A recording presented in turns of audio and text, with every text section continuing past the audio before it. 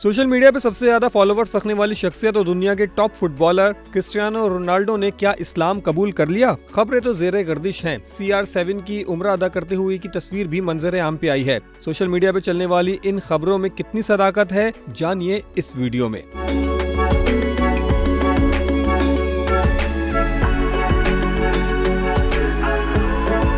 Saudi अरब के football club से वाबस्ता आलमी शोहरत याफ्ता फुटबॉलर रोनाल्डो की कबूल इस्लाम की अफवाहों के बाद उम्रे की अदायगी की तस्वीर वायरल हो रही हैं। वायरल तस्वीर में देखा जा सकता है कि रोनाल्डो एहराम बांधे काबे के सामने खड़े हैं। कई सोशल मीडिया सार्फिन इन तस्वीर पे यकीन भी कर रहे हैं, लेकिन दर हकीकत ये तस्वीर असल नहीं बल्कि मसनूई ज़हानत यानी AI टेक्नोलॉजी का कमाल है। दूसरी जानिब रोनाल्डो को AI के जरिए सऊदी अरब के मुकद्दस मकामात की जियारत करवाने की फेक तस्वीर पर कई सोशल मीडिया सार्फिन ने बरहमी का भी इजहार किया है और AI के गलत इस्तेमाल पे तशवीश का भी इजहार किया है।